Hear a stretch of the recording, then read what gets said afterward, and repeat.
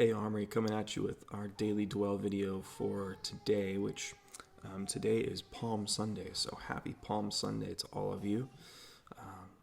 It's so weird being apart from everybody in this Easter season. And I'm sure for some of you that's really difficult. You're probably grieving that to some degree. The loss of just our special days, a special week for Christians, and just want to encourage you with that. The week, us being together, that isn't what makes it special. It's what we celebrate that makes it truly special. And yes, we're family, and it's hard to be kept apart from family for long periods of time. But we'll be together soon, and this time will pass, and we'll make it work. It's gonna work out. So. I do want to encourage you, though, entering into Easter week, spend some time with the Lord, a little bit more than usual even, and remember some of these moments as we go through the week, to really sit down and think on what Jesus did, what he accomplished. This is the Easter week. This is the big week for Christians, where we celebrate everything that Jesus accomplished. And so make it special in whatever way that's going to look like for you. It might mean doing some creative things with family, whatever that looks like. But make sure to honor the Lord this week, of all weeks, definitely this week. But the Daily Dwell video today. Today's reading, we step out on Sundays. We step away from Matthew and we head to the Psalms. And today's psalm was Psalm 22. And if you don't know, 22 is my favorite number, so this is a great psalm. But not just because of that, but because this is a very well-known psalm because of this Easter week and what Jesus endured on the cross. This is very much so a prophetic psalm. Jesus even quotes the first verse in it while he's on the cross. You might be familiar with that, where he cries out, my God, why have you forsaken me?" That's how it starts out.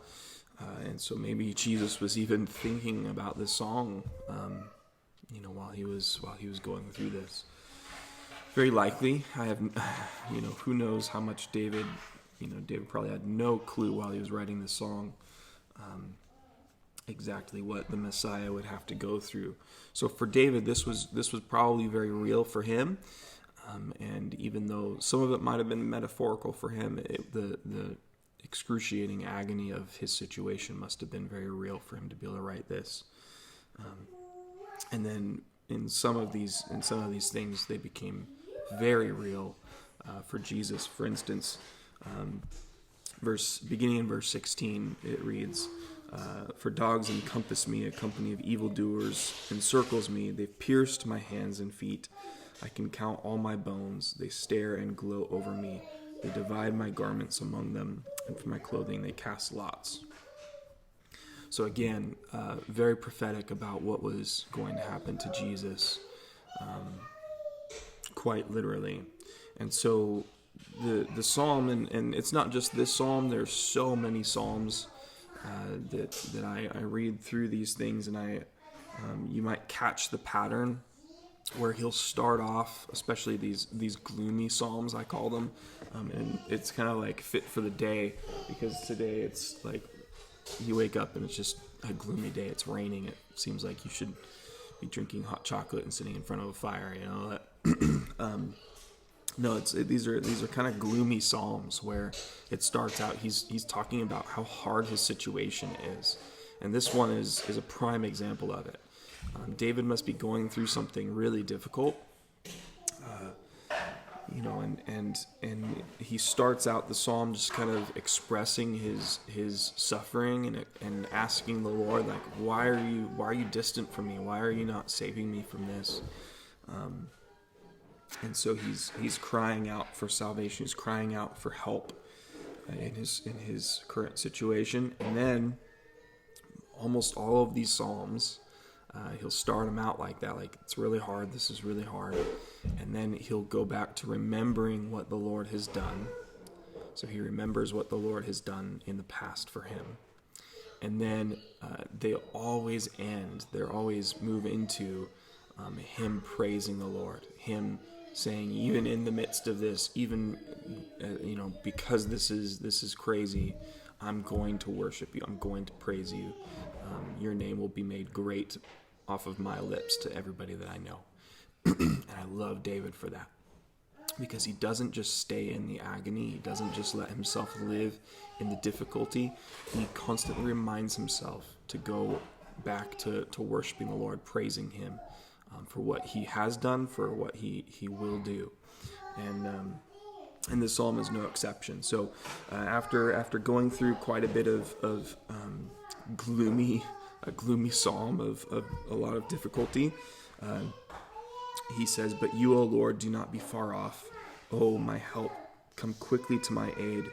Deliver my soul from the sword, my precious life from the power of the dog. Save me from the mouth of the lion. You have rescued me from the horns of the wild oxen." So right here, he's starting to have that change, that shift of like, okay, I need help. I need to be saved. But I remember you've saved me before. Like you've saved me. You've rescued me out of some crazy situations. And then after that, he just starts praising the Lord and speaking of how he's going to be praised. And it ends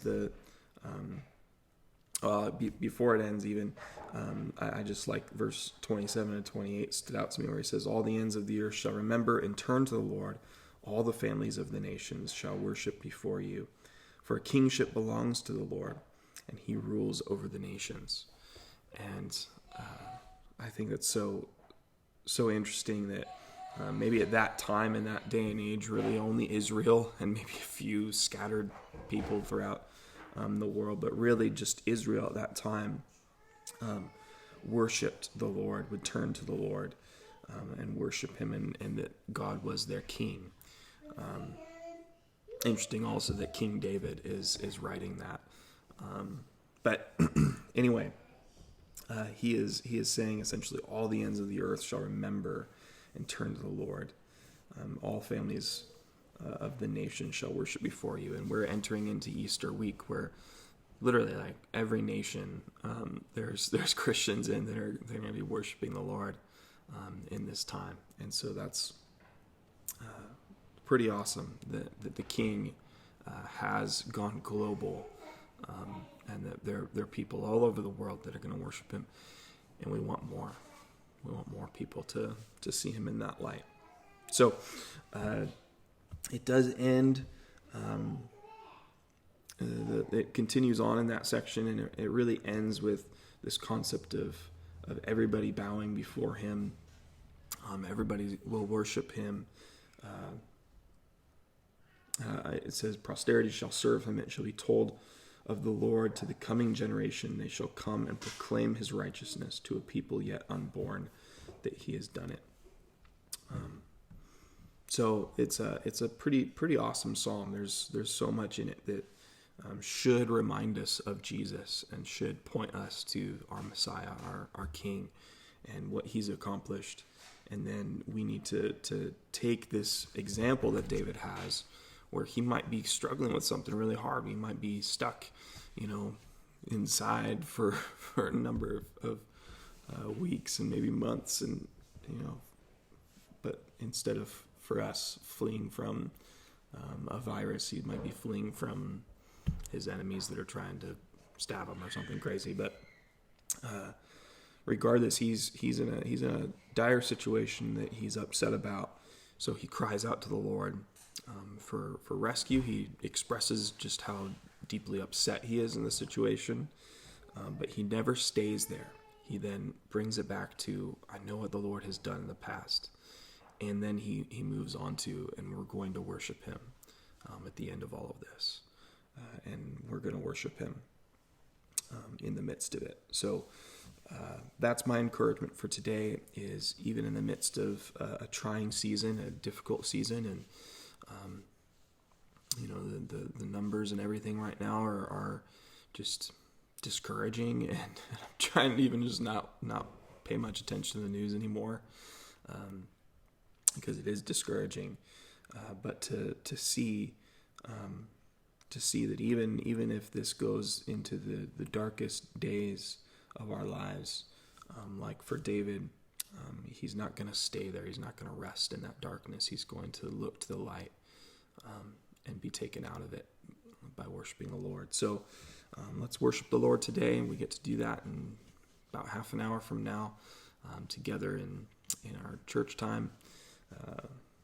So I'm looking forward to that, and looking forward to this Easter week. So what are you going to do for Easter week? How can you make it special, even if you have to stay inside like we have for the last couple weeks? So what's that going to look like? I'm interested to hear. Hope you guys are doing well, and we're going to connect with you Tuesday for youth group, and then Friday for another game night.